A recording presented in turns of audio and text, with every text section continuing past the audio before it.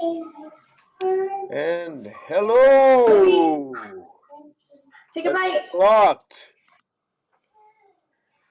Hello, everybody. Welcome, everybody. Good girl. I'm here with Comic Joe. We're just having an impromptu live stream here that we just Want juice? we thought we'd talk. The state of You the want industry, juice? not just DC, but More many juice? things. And we both have our children that are about to go to bed, and God love them. But you know what? It's good to talk to again, Joe. For those people watching who don't know, Joe actually moved. Him and his wife, his family moved to Japan. So tell us about Japan. Oh well, Japan is it's definitely different than U.S. You know, it's a whole different culture. Just in terms of like, holy crap, everybody's so nice to each other. For one thing, the food is just amazing. Like everyone told us that had lived here before, like man, sushi in the U.S. and sushi in Japan are two different things. And the minute you try it here, it is just like you can't go back. You really can't. It's just so good out here. And like even all the ramen shops and stuff like that, just top notch. Like every weekend, we're like trying to fight the urge to go out. And just keep sampling and trying all of these different foods and places.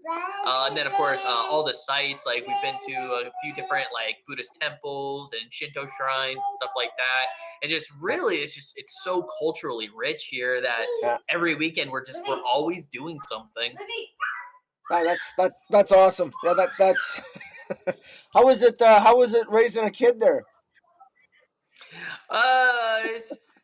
It's okay, you know.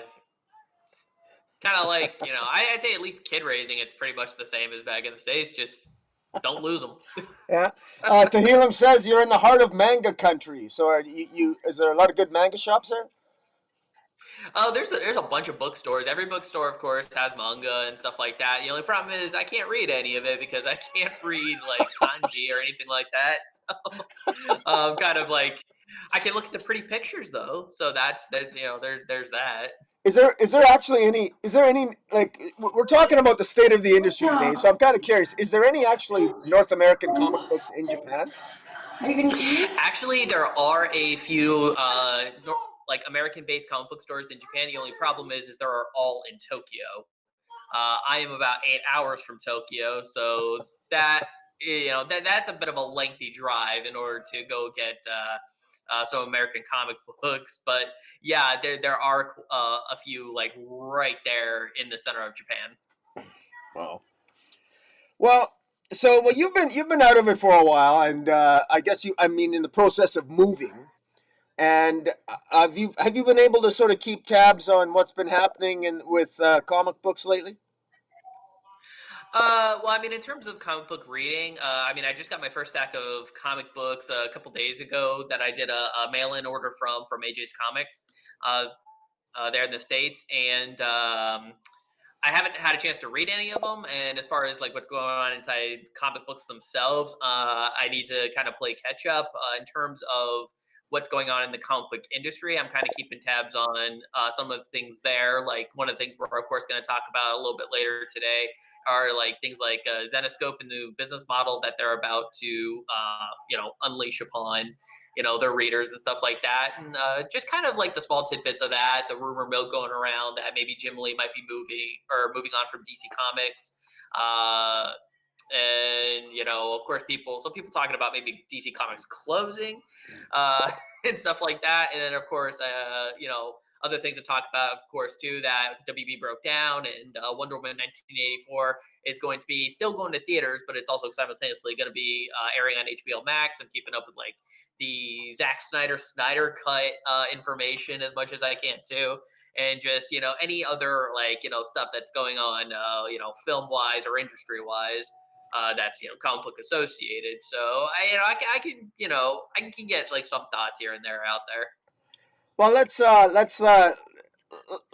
start with some of that. I mean, because what is in terms of what DC is doing right now, in terms of the state of marketing right now, DC well, Marvel seems to be double downing on the big events. They continue to do the big events, selling the 22 issue, X of Swords, the 30 some issue, whatever comes after that. And I mean, they got multiple. Marvel has a strength. They have multiple families. They can have multiple events, and they're doubling down on it. And it seems to be working for Marvel with all the variant covers. They're exciting the spec market. As crazy as it is, Marvel seems to be content. DC, on the other hand, is coming near the end. We're approaching the final order cutoff for the final issue of Bendis's Superman and the final issues of Death Metal. And we're coming up with, Future State. And we got some beautiful variant covers here, as you can see. Beautiful variant covers that are coming out. As a speculator, wow, I'm going to be picking up some of these covers. They're really good stuff. I mean, there's what's not to like. These look great. These look fantastic. But once again, what's the future of DC? No one really knows. It's going to be a temporary sales bump, I think, at best. And maybe we'll get a couple of interesting characters out of it. We're going to get a new Brazilian Wonder Woman out of it. But in terms of what comes after that, we got Endless Winter, and then it's a big question mark. We know Mark Waid is maybe doing Superman after that, or we're guessing, and Bendis will be moved to something else. But, you said something before we started the stream to me, and it really made me, it just sort of got us maybe on a slightly different tact to look at this. And you talked about Zenescope and their approach, and just explain what that is. Yeah, so I mean, it was a few weeks back that I was just going through like the comic book information. There was an interview done with I think it was the CEO of Zenescope, and they're talking about how they're going to be changing their business model here within the next year or so, and that how the whole plan is to sort of step away, even though they're still going to have a couple like little mini series, but the whole key is to basically step away from single issues and focus more on the graphic novel space in order to tell and sell complete stories, because we're definitely at a very interesting point in the comic book industry where comic books, are the single issues are like, $3.99, $4.99, and then, they're just going up, up, up. And sometimes it's just hard to keep up with everything, and you got to look at how, there are, definitely voices for some of the fans that are just kind of like, okay, we would like to see complete stories and stuff like that. I know I would. So when I had read that that's what they were going to be focusing on coming in, and so it's approaching nap time. Same on my end too. Okay. Audrey's off to bed here too. Yeah. But anyway, what I was saying is, I mean, I heard about the business model, and I just think that's actually a very fantastic idea. And I was actually talking with Dark Knight about that like a couple weeks back, also, like sometime after I heard it, and he had even turned me on to a company. The name escapes me right now. We could probably ask him a little bit later. That there is another publisher that has a very similar business model, and they're very successful, I guess, in that regard of being able to sell complete stories. Because I mean, also when I think about it in terms of like being able to buy complete stories, it also seems like maybe a lower risk investment too, because you don't really have to question about where the story could go. You can kind of maybe flip through the pages a little bit to kind of see if you like it before you buy it. I'm not sure. Yeah. But yeah, I'm bringing this up here. An article. It's about. I mean, you talk about trades and about an emphasis more on graphic novelizations instead of the floppies. And I think DC coming near the end here. Their focus. AT&T, of course, that owns bought Warner Brothers, owns DC Comics now. That might be the future. I mean, with Suicide Squad, they're focusing more on trades. I mean, it's not uncommon, of course, for DC to they have a strong trade market to begin with, but I think we're going to be seeing that more and more. We're going to be seeing AT&T delving into those classic stories that DC has, pumping out the trades in support of their movies, and we're going to be seeing that more and more. And frankly, the approach that Zenescope has It works very well. There's a whole slew of Zenescope in my comic shop, and I know it sells. It continues to sell. They've been, nobody talks about Zenescope, but they have 1 or 2% of the market, and that might seem small, but when you got a $300 million market a year, which, ironically, ironically enough, you know, uh, AT&T, surprised Dan Didio when they said $300 million. That's nothing. I mean, that's like, AT&T is used to that. That's like chicken feed to them. They don't even care about that. And that's part of the problem with AT&T is that they're not willing to develop those titles with the floppies that becomes the trades. And I guess that's the only concern that I would have. And while it might work, it might work short term, I guess I'm worried about having the newer stories. So I guess my question to you is that might work for Zenescope in the short term, but what about, don't you have any concerns about new material or moving forward? When it comes to new material moving forward, I mean, to a degree, I think that moving into the graphic novel space makes complete sense too, because like for a few different reasons. Like one, it would probably not, since they don't have to turn out single issues like once a month or bi-weekly or anything like that, or even sometimes weekly. Um, and that they might, artists and writers might actually have a little bit more time to even prepare some of these books for a more for the graphic novel format and stuff like that. I think Zenescope, it will potentially knock it out of the park with this new business model, because even as I get older and stuff like that, I do look at single issues versus graphic novels, and especially since we're in an area where me and my family, we kind of move every few years, and graphic novels are definitely easier to transport and stuff like that. When I look at maybe possibly like the big two even maybe picking up on this if they see some success over on Zenescope side. We already do see some graphic novels Well, sometimes on the regular, like the Earth One series and whatnot. yeah. Well, let me ask And you I would this. I just want to clarify. When you say graphic novel, do you mean I think of a graphic novel. Are you talking about a trade paperback or a graphic novel being a new one actual story? Like, I mean, arguably, even the Black Label line is a graphic novel in a sense if it contains one yeah. full story, right? You threw it at you. Yeah, absolutely. I mean, I mean, sometimes I kind of look at graphic novels and trades as sometimes the same thing, because it is still several pages of a complete story. Um, so I mean, I sometimes use the term graphic novel a little loosely. I'll admit that. Because like to me, it's like they can kind of be the same thing. But regardless, it's still one of those things that I have thought about for a long time, and I would maybe at some point possibly like to see DC or something try something like that. Uh, Uh, just because. I mean, when we look at DC as it is now, it does seem like a company that's a little unsure of the direction it wants to go. Um, and even in a lot of the titles, seem to be kind of almost in shambles. I see more people complain about the DC titles than praise them, even though they do have some good ones. Same thing with Marvel.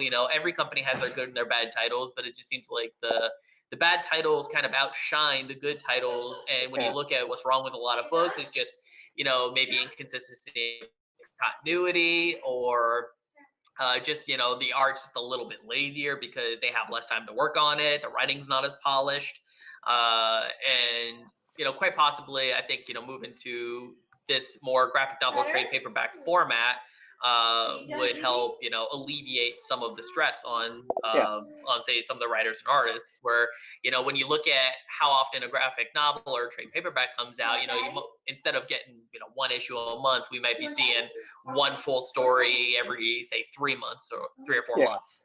I do think that one of the things that I think I'm really enjoying the Black Label line, Hellblazer, Joker, Harley, Criminal Sanity, and I think that's the future for DC. That is Mhm. to say, I think it's the best thing that's coming out of DC right now. I hope they have more stuff like that. because the stories they're just generally better written. And and I just want to say to Tevye Smolka, he asked who was crying, and I said, well, that's usually it's me who's crying, but it's or my daughter. In this case, we have children everywhere that are crying. We want everybody to participate in the stream. Absolutely.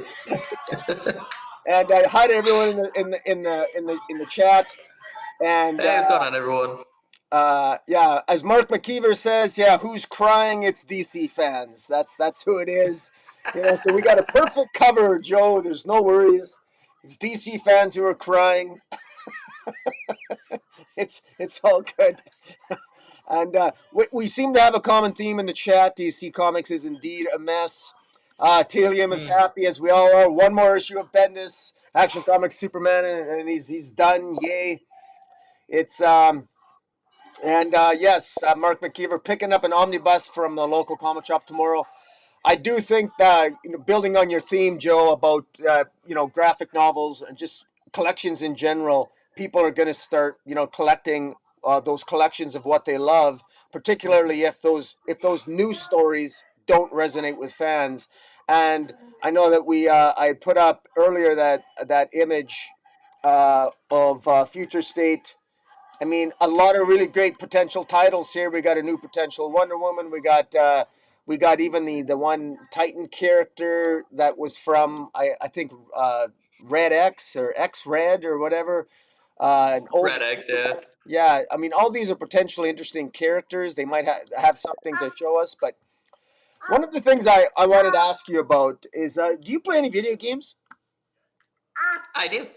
Because I came across this article, and this is about Galactus finally Fortnite, arrives on Fortnite. Do you play Fortnite?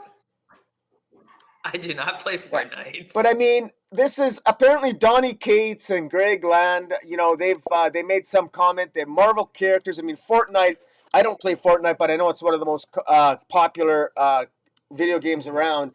And the fact that Marvel Comics is getting their characters in the most popular video games, not just obviously they've been in video games before, the characters, but to actually license out to the most popular that there is, I think is quite something. And it's I think that's what AT&T actually wants, to be honest with you, and that's what I find so interesting, because AT&T they laid off a third of their workforce, most of their editorial, a lot of the creative teams. They had another major layoff last week, and yet they have a huge in their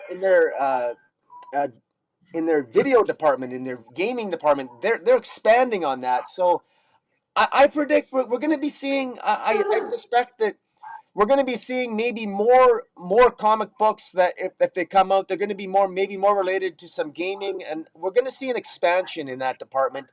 And I'm hoping that we get some more stuff like Injustice and Deceased. Wouldn't that be great if Deceased was a video game? Because it almost should be. It just reeks of it.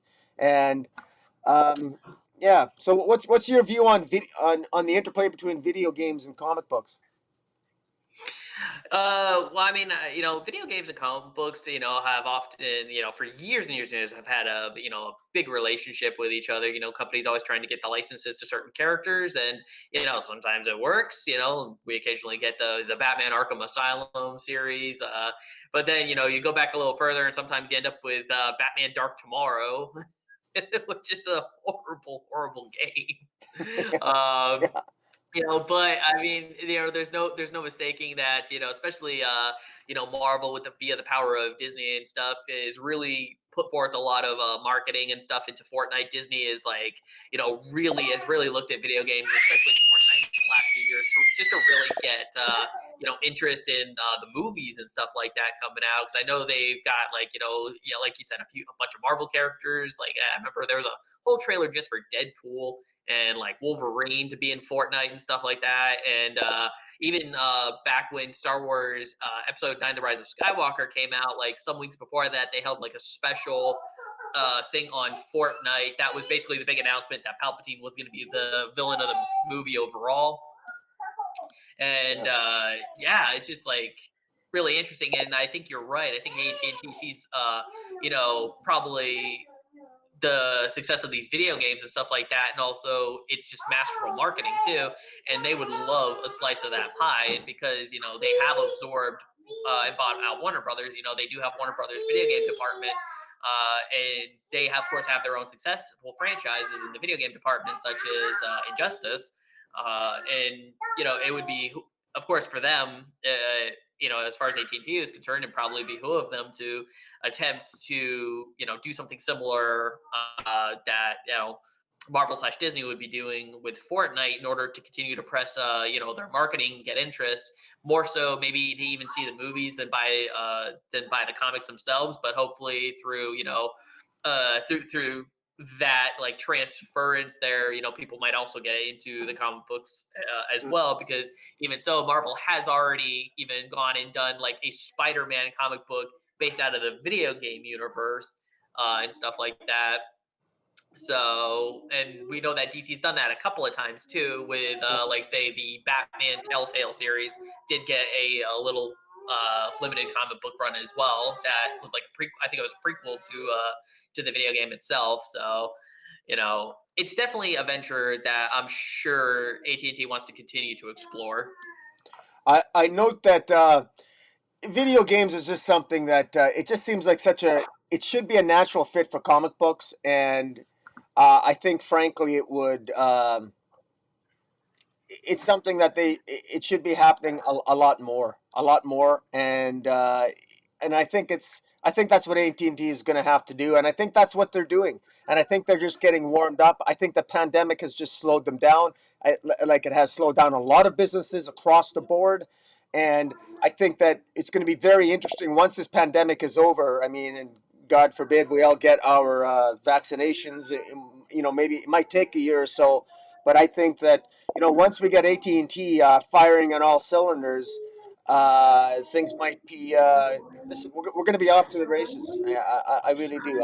I choose to be optimistic because I've been such a negative Nelly as of late, and just feeling down about DC, and I don't want to feel that way. And I was telling, hey, professor's in the stream. What's up, Professor Professor Bill? And yeah, I was telling Bill the other day that with Dark Knight that I've just been down and feeling down and depressed, and I posted something on on Twitter asking people their viewpoint on metal, right? What do they think of death metal? They thought it was good or meh or whatever. I haven't looked at the current state, but most people are kind of like very meh about it. I'm just posting this up. This is the toy McFarlane Toys. The best thing that's come out of metal is going to be this toy right here. And it's one of my criticisms of metal is that it's a great read for 7-year-olds if you want to buy action figures, and in this case you want to buy a Bat Cycle. But even this, my criticism of death metal, and this is cool, but at the same time, does that really look like a Batmobile, a Bat Cycle to you? Does it really look like a Bat Cycle? I don't even call it a bat cycle. I call it like the skull cycle or something. Yeah, I know. It's like, yeah, man. I don't know. Maybe more like the skull of a giant rat or something. Yeah. Well, yes, I I agree with the professor. The toy is epic. Yes, Tevye thinks it hands looks down great. for sure. Yeah, it's good. But I guess I'm just I'm a little bit depressed. I'm a little bit down at just the way that the state of things are in general. But well, I guess there's some positive things to look forward to. In particular, let's look at. I thought this was interesting because we're on the subject of video games. This here, Super Mario 3, went to auction, sold for $156,000. This was still in its wrapping. I mean, I thought comic books. I mean, have you ever collected video games? Of course. Like, but have you ever not taken it out of the box and can you imagine buying a $76 video game back in 1980 and leaving it perfectly sealed? I mean, that's what happens here. That's the only way Uh, these things are worth value. yeah.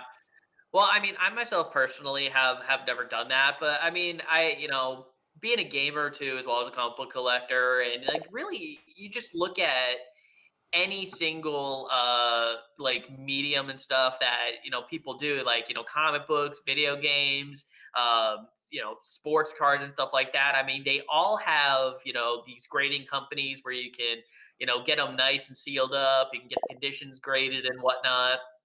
I just see that as like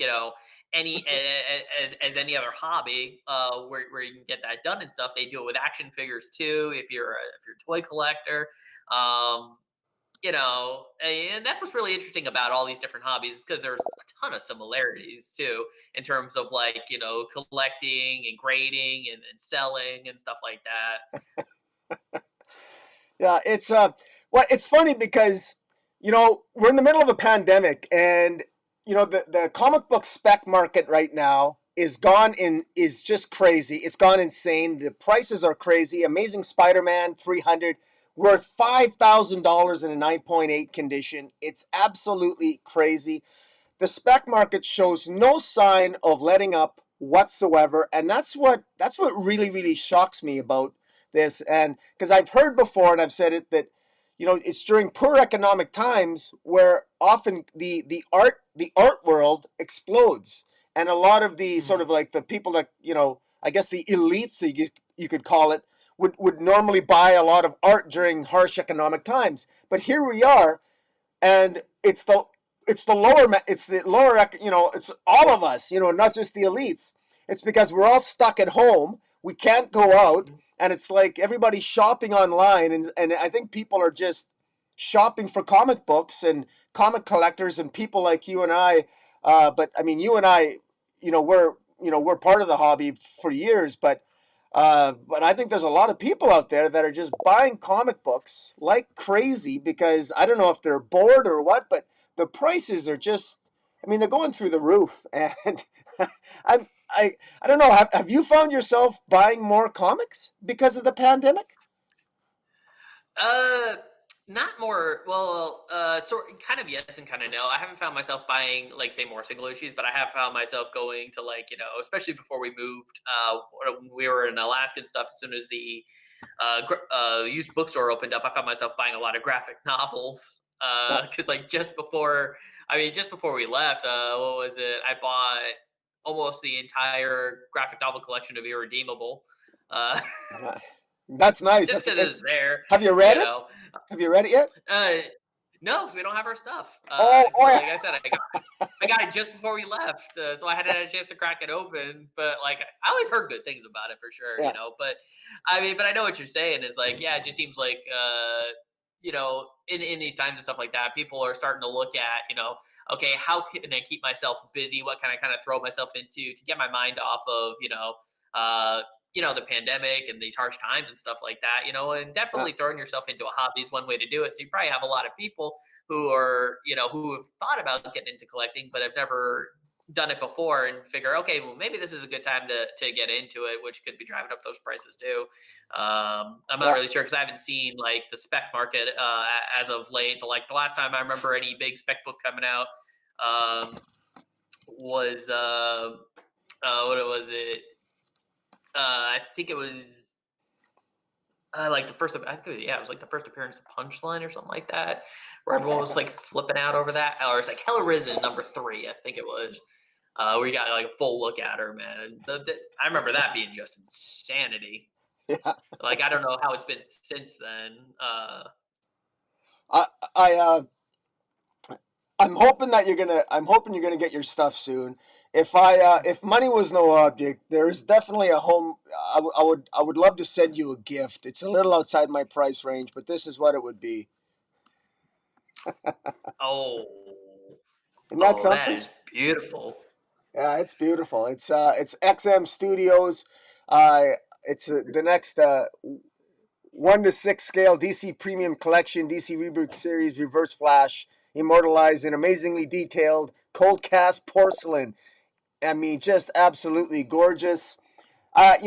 When we were at when I was at New York City Comic Con in October of last year, 2019, they had just hundreds of these types of statues, and they're just Mhm. gorgeous.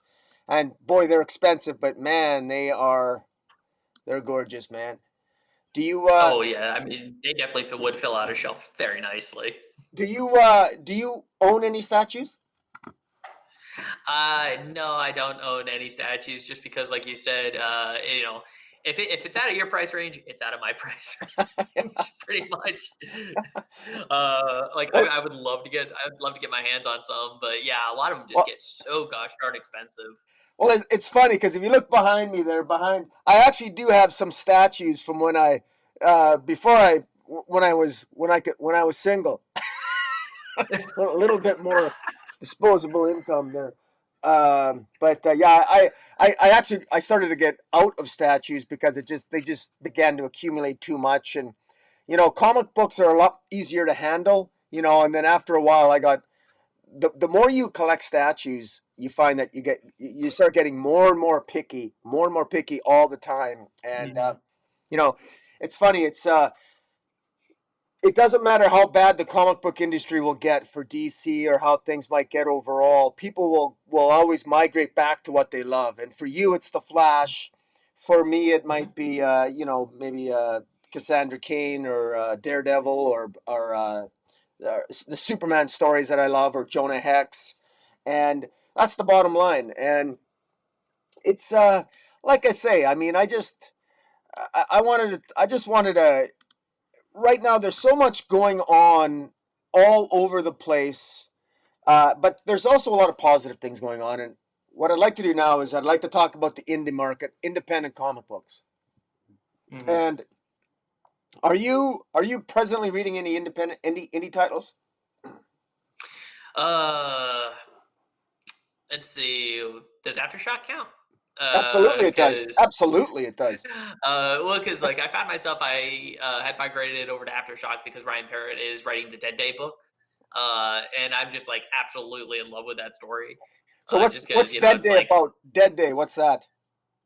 okay, so Dead Day is it's a zombie story for one, and basically the whole crux of the story is that there's this one day out of a year where the dead actually return to life, but they're not like the typical flesh eating, brain devouring type of zombies. They actually have full mental capacity of who they were. So these zombies would actually go like rise up from the grave and they'd go spend time with their families or stuff like that.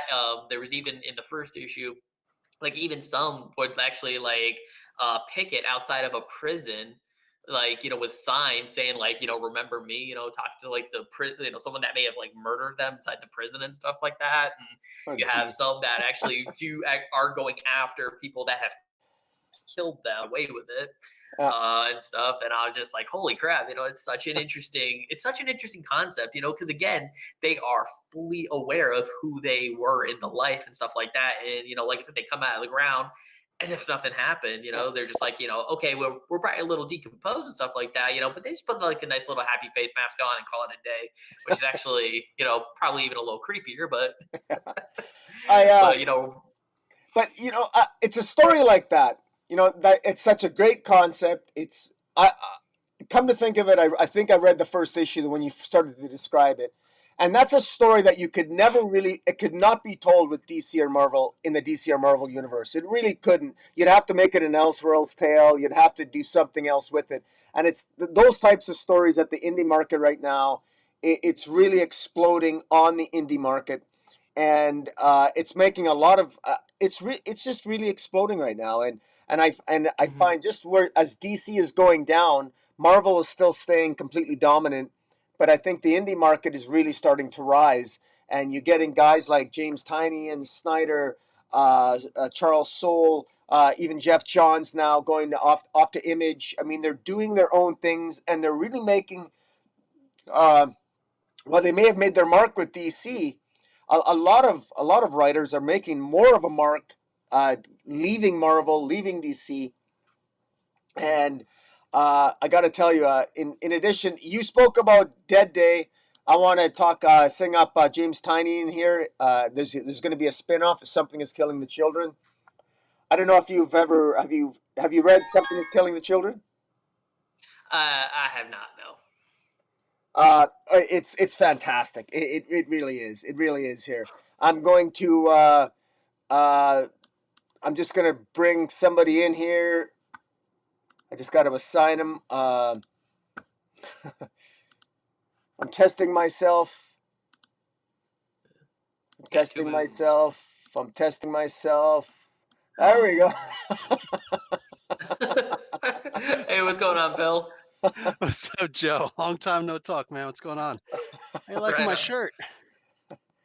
Oh, thank you. Fuck you. Bye.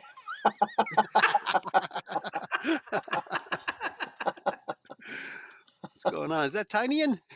Yes, it is. It was tiny. And we're talking about the indie market and just how it's DC's loss, or at least DC's perceived loss in the industry, seems to be the indie market's gain, because I find that what I'm enjoying reading the most lately has been a great deal of independent titles, from American Ronin to We Only See Them When They're Dead, The Department of Truth, Crossover.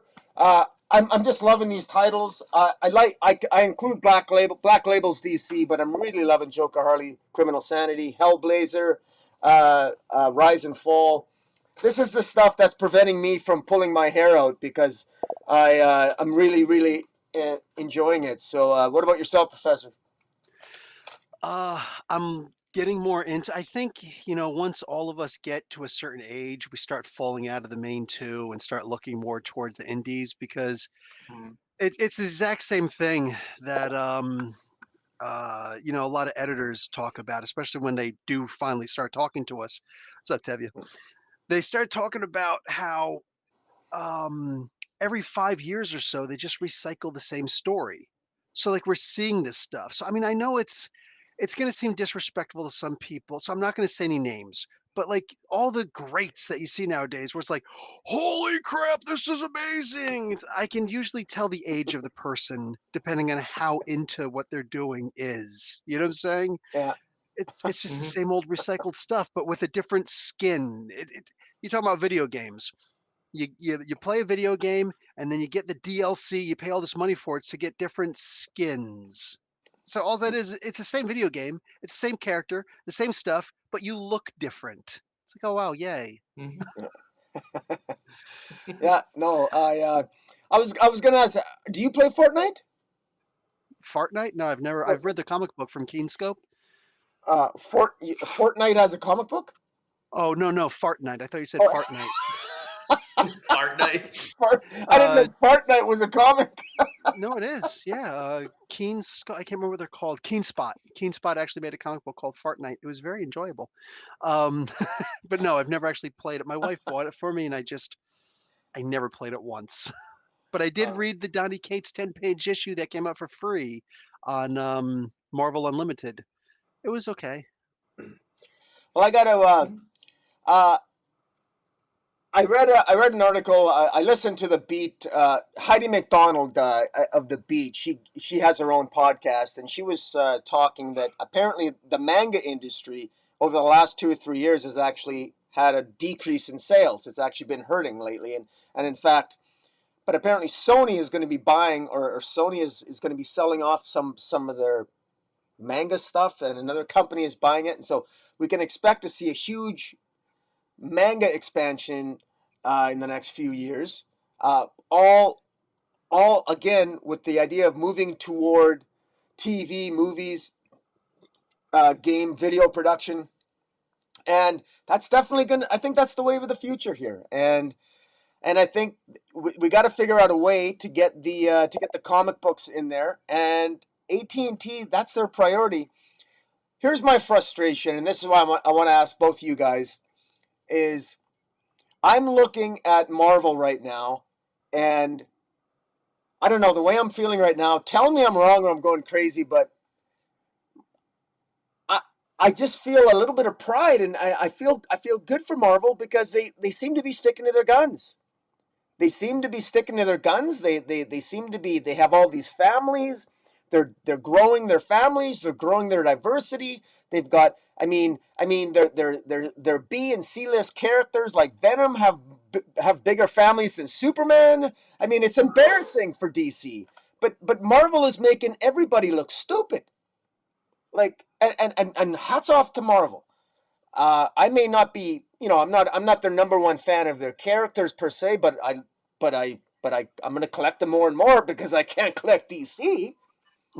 And I guess what I'm wondering is all this talk about what DC's got to do and change and all this other jazz. Well, is it broken? I mean, is Marvel broken? I mean, do we need? I'll start with you, Joe. Does Marvel need to change, or I mean, because Marvel seems to be the only one in there. Seems to be the only adult in the room that's saying, no, we're fine.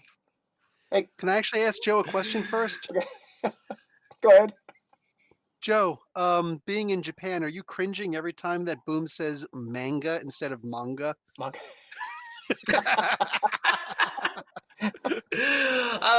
No, not really. I mean, just because, like, back in the States, I hear people, anime, manga. I'm all tone deaf to it now. As long as it's not manga. Anyway, But anyway, no. I mean, Boom. I think you make a very good point. I don't think Marvel, is broken. They definitely do seem to be sticking to their guns when it comes to saying, okay, we're going to do this, and that. And I think it has been working for them because there have been a lot of good books out of Marvel that, that I've picked up here and there. Like, I love the Immortal Hulk, even though it's sadly coming to an end here soon. And like, Venom's just been really good, and you gotta love Donny Cates Thor. I just like what they've been doing with a ton of their books. I mean, like I said earlier in the thing, in the stream here, I mean, both Marvel and DC have their good books and bad books, of course, like that, but it just seems like, especially lately, DC's just getting a little more flack for it, just because, like you were saying, it just seems to be like their overall direction seems to be uncertain versus with Marvel, I don't think a lot of people ever kind of wonder where they're going to be, 5 years from now per se, because they seem to always have like that's their status quo that they kind of follow and stuff like that in terms of like just constantly expanding and stuff like that, allowing characters to develop and grow and stuff like that. You talk about families and whatnot, and sometimes to a point I do think DC does have some issue in the department of just developing characters and stuff like that, where it's let's get a character to a certain point, let's stop the progress, and let's try to put them back to square one in order to start the story all over again. Just to kind of tie into what Comic Book University was saying here about, say, like the video game skins and stuff like that. Let's play the game, put a different skin on it, and then let's play the same game again. Versus again with Marvel, it does feel like the next game in the series. Yeah. Professor, go ahead. well, I don't have anything to say. No, when you think about, oh, I see there's some side messages here. Okay, I got you. Now I see what that is. Okay, so anyway, I was just setting this out on Twitter that I'm talking to you guys. So, what have you? This is what DC has always pretty much done. Marvel has always taken the chances, even when the new Wolverine and the new Ms. Marvel and the new this, that, and the other thing, and maybe it didn't blow over so well with a lot of people. Okay, cute, but at least they were trying. They were trying to do some new things. They were brave enough to take a step forward. Sometimes you succeed, sometimes you fail. You know what I'm saying? But you're trying. When has DC ever really tried? All they've ever done is bought somebody else. Oh, look, there's competition with Shazam. So should we, or with Captain Marvel, it was originally called. So should we, make our game better? No, F them. Let's just sue them with frivolous lawsuits, and then eventually we'll just steal the character, which is exactly what happened. Oh, look, here's these cool characters that Steve Ditko left the company to go and do over in Charlton Comic Books. Should we try and up our game? Should we work on the characters that he's given us? No, let's just buy Charlton Comics. It's always been the case. Every time you look around, Oh, look, here's these, we need some diverse characters. Saying, what should we do? What should we do? Well, there's Black Lightning, this Isabella guy. We were able to steal him from Marvel. What else should we do? Oh, wait, I've got an idea. Hey, you know what? Let's go and buy Milestone Comics. Like when push comes to shove, you know what I'm Yeah. saying? Basically, DC Comics is just the New York Yankees of the comic book industry. Yeah. I hope a lot of people get that reference and go, "Oh crap, that's a deep ass burn," Well, because it is. yeah, DC just needs to. I don't know. Well, the thing is, if DC, but DC's very different now. DC, I don't know. Are you saying like if DC, whatever DC was, they're different now because they're under completely different ownership and management. Uh, What does that mean? They've still got the same policies. It's still the same boys club who's in charge. Saying they don't want to take any risks. They've got Superman, they've got Batman. They've always consistently sold. well, And now, here's my concern, and my this concern was magnified. I was listening to a podcast that I recommend you guys listen to, and I can't believe I'm saying this, but I love his podcast, and that's Rob Liefeld. Rob Liefeld does a series of podcasts, and his latest one was he called it the DC Dilemma, parts 1 and 2, and he talked about his experience working for DC during the New 52 era, and my God, you have to listen to that. The nonsense and the ridiculousness that he had to go through with Bob Harris, and he likes Bob Harris.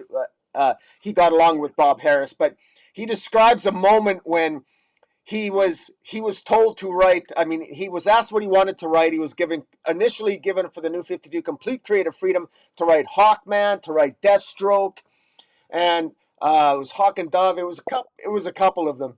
Anyways, he describes a moment when he finally gets it off the press, and he asks if he could use a female character known as Cheshire, and she's Cheshire is a Teen Titan villainess. She's an assassin.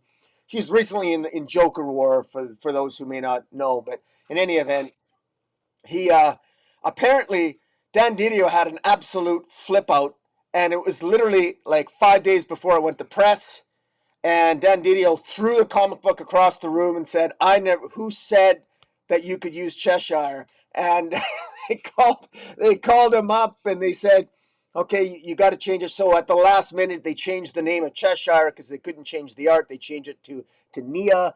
And in any event, he describes then, in Rob Liefeld's opinion, the New 52 marked a significant turning point for DC, and it was the beginning of the end of an era that would eventually end, and it's ending now.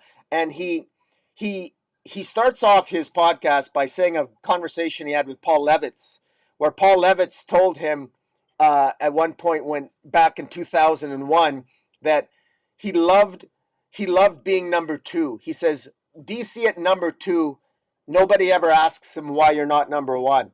At number two, you can do whatever you want. At number two, if you're occasionally number one, that's great. You get a pat on the back. They leave you alone, and you stay there as long as you can. And they love that. They have no problem with that.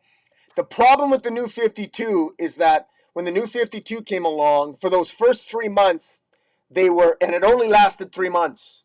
It didn't last a year like Didio says. Liefeld's opinion, and I agree with Liefeld. The bloom was off the rose after 3 months.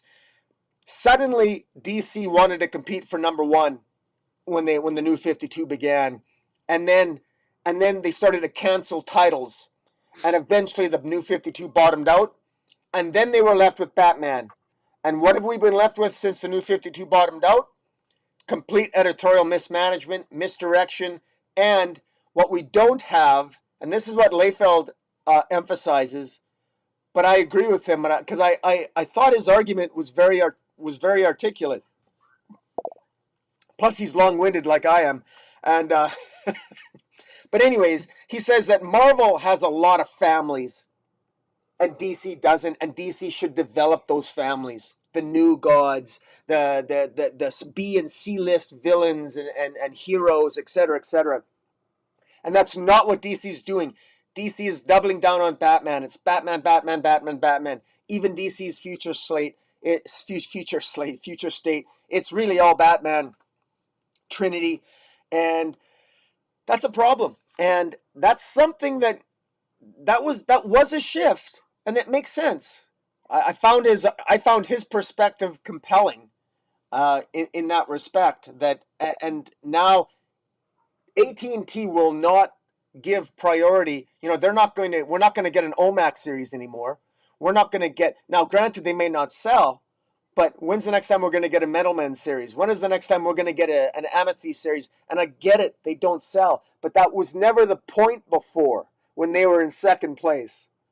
And I think he had a point about that. And the irony is that now Marvel's at the top of the game, and Marvel's publishing comic books on the most obscure characters imaginable that I've never heard of before, and they're making them up, and they're giving them away like candy. And they got variant covers on top of it. And it just drives me crazy. I don't know. Tell me I'm wrong. Or in the immortal words of Han Solo, I got a bad feeling about this. Are you ready for a war? Oh, God, dude, that's good. That's like perfect timing right there. No, dude, and I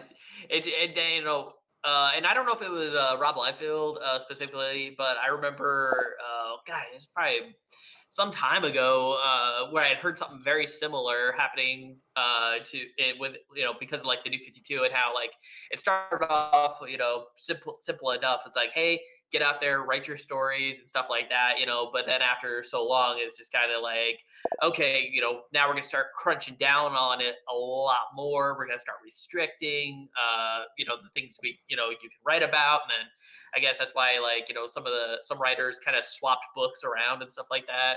Because they were kind of like ordered to, or DC was like moving stuff around because they, like you said, they were vying for that #1 spot. And, ultimately it's like, yeah, was that one of the downfalls of the New 52? Yeah. Actually, I think I may have actually heard that in, what was it? One of the YouTube videos. I think was it Pat Draper or someone like that did a video on the New 52. It was very interesting. If you can find it on YouTube. yeah. But yeah, I do agree with what you're saying, man. Yeah. DC. So go ahead. No worries. DC had their DC Age of Superheroes for a little while. I just had to look up their name because it was pushed, but I don't know, whatever. It wasn't done right, in my opinion. And I thought that was one of the best things that they had going for them for a while, even though what's that one big character they had was really just a rip off of so many different versions of the Hulk. They had Sideways, which was actually a pretty cool character. Damage, thank you. Yep. It wasn't. I don't think Robert Venditti ever forgave me for being so critical of that book. he still gives me advice on how to freaking water my plants, but aside from that, I don't get too much from the guy. But what do you call it? Yeah, I didn't like Damage too much, but it was still okay. At least I was reading it. Sideways was a pretty cool character until they started making him, like, to the point where even I'm saying, dude, this is an SJW character. Like, what are we doing at this point? And they had they had the Imitation Ghost Rider, but they had this one character. What was her name? I love this character. She was dressed like the Michelin Man because they of all people, they put freaking John Romita Jr. on her. So it was a baloney costume, but after like issue Silencer? 7, What? Silencer, thank Silencer, you. yeah. They got a better artist, like they got an actual artist to draw her, and it was an amazing character. It was a beautifully done character. Like, it was so interesting, and all the other characters faded away for whatever reason. We just stopped caring about them, so all of them went, and Silencer was actually the last one. Okay, there was the Terrifics, but there were no new characters in the Terrifics. But good point, Tevye. Yeah. The idea is that Silencer was selling, and I know that there were 2 people who were pushing this comic hard. One of them was me. Yeah. The other guy, who's a much bigger channel than mine, but not someone that I typically associate with, was this guy. He calls himself a boy named Zach. 2 people from the exact polar opposites of the comic book purview are both pushing that this comic book needs to sell. We're saying, guys, buy this comic book. Guys, don't let this comic book disappear. Mm. And it was working. And then this guy, this bald-headed guy, came along named Brian Michael Bendis. Yeah. And like much like the Super Sons, he shot it in the leg, kicked it in the nuts, and said, "Yeah, I don't have any use for you. I'm actually going to use you my own." And he put Silencer in his stupid, with all due respect, like I'm sorry, it's rude for me to say, but his Yeah. stupid freaking mystery book that wasn't a mystery that nobody liked. Yeah. What was that stupid thing called? Event Leviathan. Leviathan? Event Leviathan. Leviathan. Yeah. Or, You see well, what I'm should we dealing say with here? non-event Leviathan would be more appropriate. Yeah. Ugh. Definitely not event. This hot mess dumpster fire, which was how he used to describe a great character he made, Jessica Jones. Mhm. You know what I'm saying? Like he's done some amazing stuff, but then he comes to DC and he's got free reign to do whatever he wants. And this really just set the whole place on fire. You're pissing off some of the best creative minds. You're taking away some of the best. Look, tell him 29. He's got the Super Sons there. This was the best thing that DC was producing. It was better than anything that Marvel was doing. The Super Sons was amazing. Tomasi was a god sent down to us, undeserving beings who gave this incredible, Yeah. it should have been a movie also, right? And then Bendis just he comes along. I have no use for a Jonathan Kent in another show. And then he goes and he ages. It's like, oh my god. Yeah. So I think that the worst thing that ever happened to DC was Bendis. With again, I'm sure he's a great human being. He is a great human being, but he's just not a very good comic book writer when he doesn't have editors who will say Yeah. no, no, no, no, no. And all of this, like this is what we get. We finally had new characters, and they somehow screwed them Yeah. up. But it should be noted, though, and it underscores my point, and I think it emphasizes the point that Liefeld made, and that is that, and I made this point before about the sales for Super Sons. The sales for Super Sons, guys, just weren't that good. It concurrently when Super Sons was coming out, they were selling 20 to 25,000 a month. Now, granted, that was better than most near the end. That's still not a lot. Certainly not a lot. That's lower than the mid-range for your average Marvel comic. But my point is that was always DC's strength. You could always rely on that. You could rely on DC's strong, support. They had a strong, loyal following. Even Wonder Woman for years only sold 25,000 to 30,000 a month, but a strong, loyal following. And unfortunately, if AT&T now is going to be focusing exclusively on, they want Batman numbers and Batman, we're never going to get the Super Sons anymore. We're never going to get those types of stories, and that's what's so depressing. Isn't that so? You pointed out that I was going to make 2 points. One of them was that's the Wonder Woman sales, but they keep her around because of the merchandising. They make buku bucks off of Wonder Woman merchandising. But you know who else sold about that many comic books for the 3 comic books that he was doing, the comic book series that he was doing at the time? It was this guy called Jack Kirby, and he was doing New Gods, he was doing Mr. Miracle, and he was doing Forever Men. And that was about the sales for those books. And Yeah. oh my, aren't they making a huge mega hit movie off of that? So it's just one of those things where it's like, Yeah. if the sales aren't great, what else can you do besides market the damn thing, commercialize it? You know what I'm saying? Give us Tomasi. I would have loved to have been able to talk to Tomasi, interview him during that time. You know what I'm saying? Unfortunately, I got to talk to him after it was already taken away from him, long at like a year after. But I mean, like, that's just the thing. They should market it more and recognize that it's the stories that actually count because, oh, look, how much money they're going to make off of this movie, The New Gods. Well, I mean, obviously we all hope that it's going to be a good movie. I mean, it fingers crossed, but I mean, it doesn't inspire. You've got Tom King on the, how wouldn't it be good? But anyway, he wow. was good on Mr. Miracle, Yeah, and that's what he's there for. All right, And Joe, Ava you've been DuVernay, listening. who's she's a very smart person. She was offered, before Ryan Coogler was offered Black Panther, she was offered Black Panther, and she said no because she didn't think that she'd be able to do justice to the movie. That fills me with a lot of confidence that she says, "Oh yeah, I think I could do justice with Mr. Miracle and Big Barda." I'm just going to put that out there. Well, I hope you're right. I hope you're right because I think somebody has to.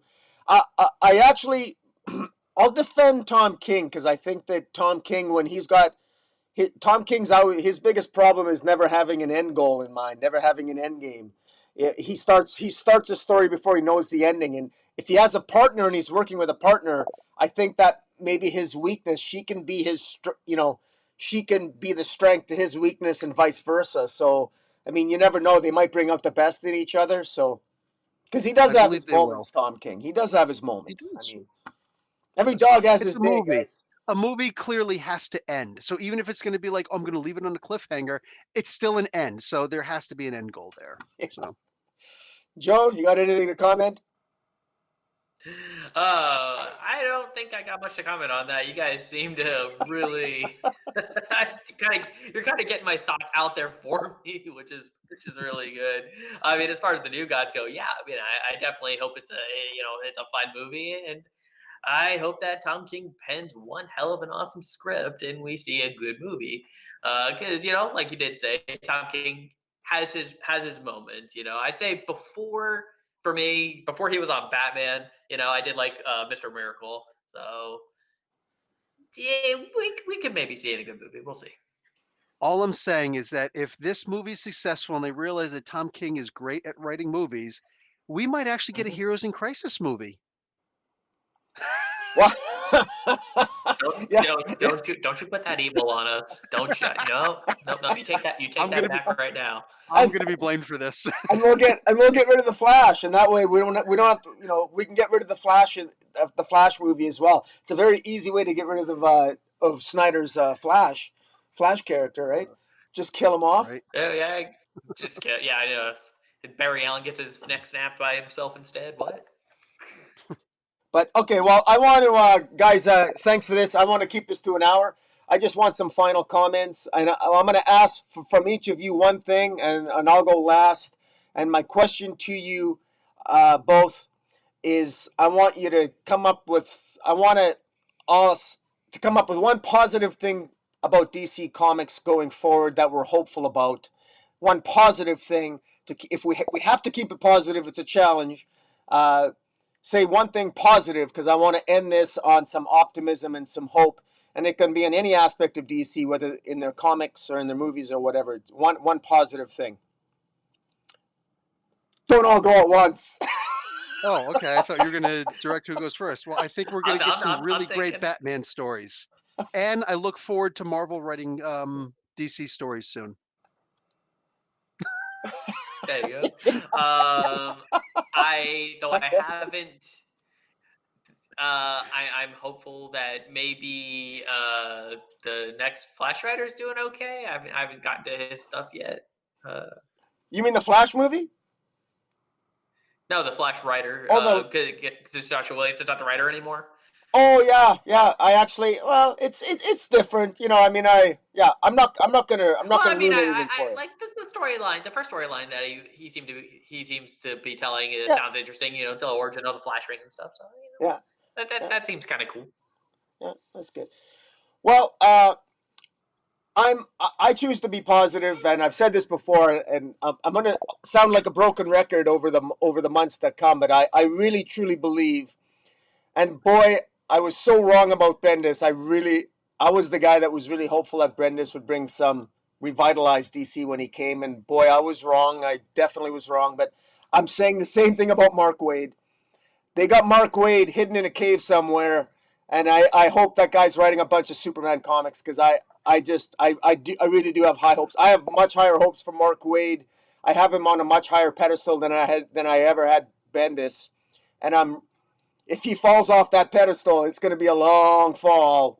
But I choose to be optimistic about Mark Waid. It's his dream writing job. I think it hasn't been revealed yet, but I'm sure it's the worst kept secret. Of course, Mark Waid's writing Superman. They would be insane not to have him on Superman. And I think that if there is hope, it lies with Mark Waid. And I say that with some degree of irony because I know he's a controversial figure on other aspects of his life and he can be outspoken. But you know what?